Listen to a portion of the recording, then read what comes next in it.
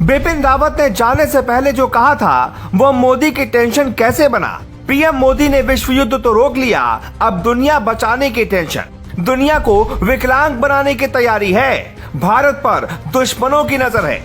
3 साल में चीन की एक सनक की बहुत बड़ी कीमत दुनिया के 60 से ज्यादा मुल्कों ने चुकाई है, अब भी चुका रहे हैं। चीन की उस सनक की चपेट में करीब 45 करोड़ लोग आए हैं। दुनिया में 60 लाख से ज्यादा लोगों की जान चली गई, तबाही इतनी कि आप उसका हिसाब तक नहीं लगा सकते। और ऐसी ही सनक का खतरा रूस यूक्रेन के बीच चल रहे युद्ध के बीच दुनिया पर मंडराने लगा है। आप इस रिपोर्ट को आखिर तक जरूर देखिए, क्योंकि रूस यूक्रेन पर अब तक जितनी रिपोर्ट आपने देखी है उससे कहीं ज्यादा जरूरी ये 3 मिनट की रिपोर्ट है।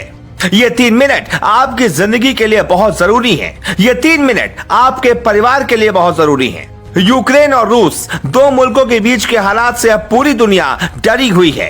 पूरी दुनिया पर सबसे बड़ा खतरा मंडरा रहा है। वो खतरा वही है जिसकी चेतावनी अपनी मौत से चंद घंटों पहले देश के सबसे बड़े जनरल बिपिन रावत ने दी थी।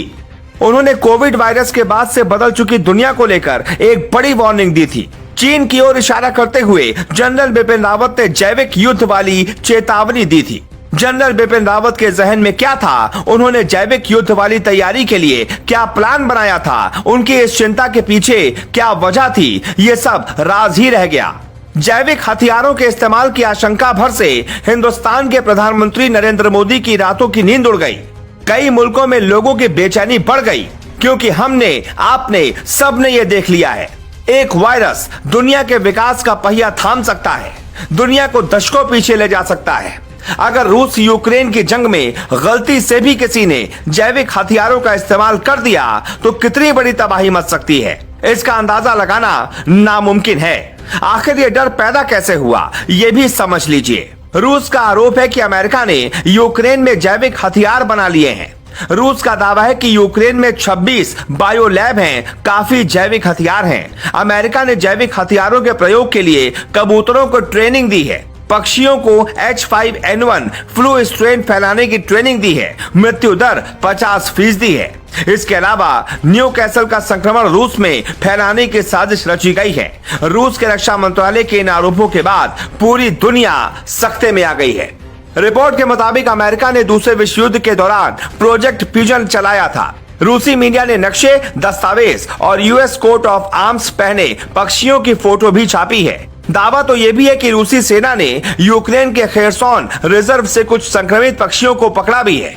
इस बीच आपको बता दें कि परमाणु युद्ध से भी बड़ा खतरा जैविक युद्ध हो सकता है। अगले 30 सेकंड में समझिए किस मुल्क के पास कितने जैविक हथियार हैं और ये कितना बड़ा खतरा है। दुनिया में जैविक हथियारों का पहला इस्तेमाल मंगोल सेना ने किया था।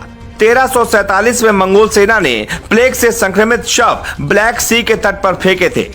इटली तक संक्रमण फैला था। ब्लैक डेथ महामारी से यूरोप में 2.5 करोड़ लोग मारे गए थे।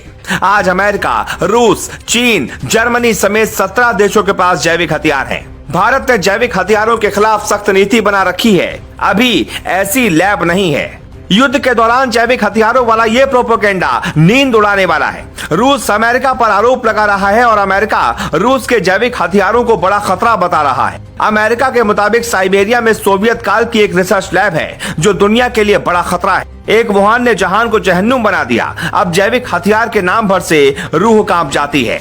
ऐसे में हिंदुस्तान के पीएम मोदी को एक बार फिर बड़ा संकल्प लेना होगा। दुनिया की महाशक्तियों के सैन्य प्रमुखों के लिए जैविक हथियार बड़ा चैलेंज बन गए हैं, ये दुनिया जानती है। पीएम मोदी ही वो इकलौता नेता है जो एक साथ पुतिन, बाइडेन और जेलेंस्की से हॉटलाइन पर बात कर सकते हैं और इसके खतरे को टाल सकते हैं।